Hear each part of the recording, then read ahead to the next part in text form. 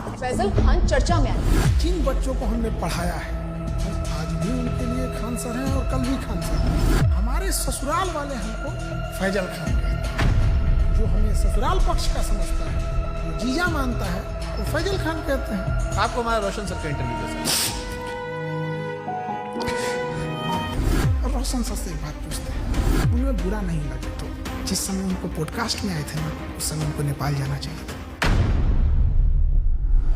रोशन आनंद sir के podcast में जिस चीज ने पूरे देश के दिल को झकझोरा था वो चीज थी जब उन्होंने कहा कि अगर खान सर ने झूठ नहीं बोला होता, 8-10 राउंड तो हम देखे हैं यहाँ पे।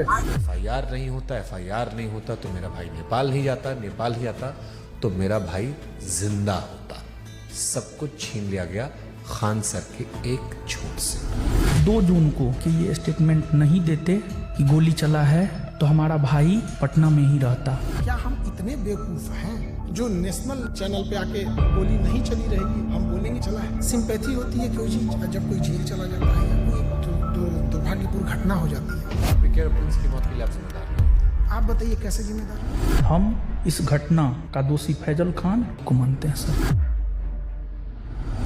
क्या हम नेपाल भेजे थे? क्या हम कहे थे कि किडनैप करके लाओ? हम बोले थे कि नेपाल की शराब लाओ? हम बोले थे कि पिस्टल कमर में लेके दो? हम बोले थे कि किसी से रंगदारी मांगो? क्या हमने उनके सर पे मारा था?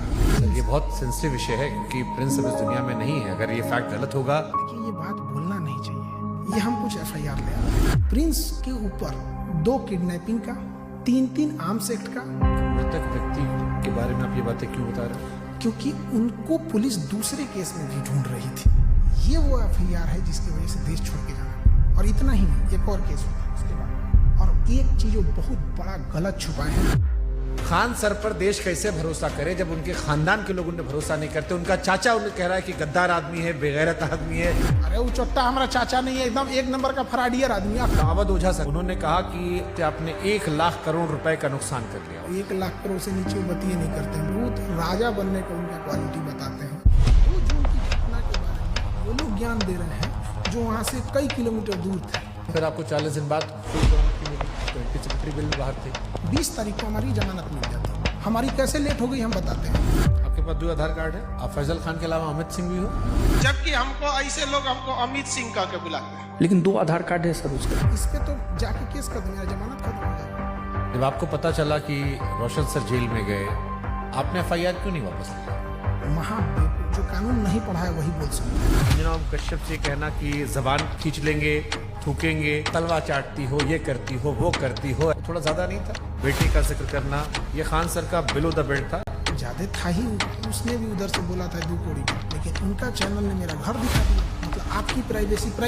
तो फिर सारे टीचर लोग आपके दुश्मन काहे बन गए? सारे टीचर नहीं, 10-15 वो हैं। ये बनना चाहते थे मेरी तरह, नहीं बन पाए तो उनका खुन्नस है। और सबसे दुख जानते क्या लगा? लोग प्रिंस के लाश के सामने बैठ के उसके गांव में ना ये गिनवा रहे थे कि खान सर का फीस महंगा है कि सस्ता है। अरे हरामियों, कोई लाश पड़ी है न्याय के लिए। सालों तुम लोग टीचर हो। एक थ्योरी आई थी कि आपको शायद ट्रैप करने के लिए पुलिस या किसी ने तो खबर भिजवाया गया ना कि आपकी माँ जो है वो आखिरी सांस ले रही है, बात कर लीजिए।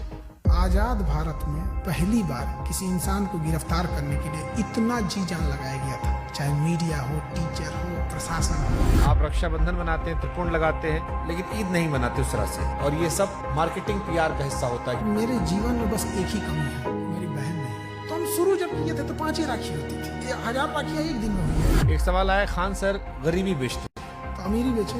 ये चोट्टा वो कह रहा है जो 4000 में PDF बेचता है। लोग कहते हैं कि आस्तीन में सांप पाल रहे थे, हम आस्तीन में सुअर पाले थे।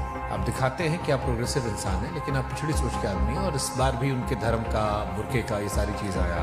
हमको ये नहीं समझ में आता, हमारी मेहरारू को देखने को एकनी को कौन सी चूल मचल रहा था।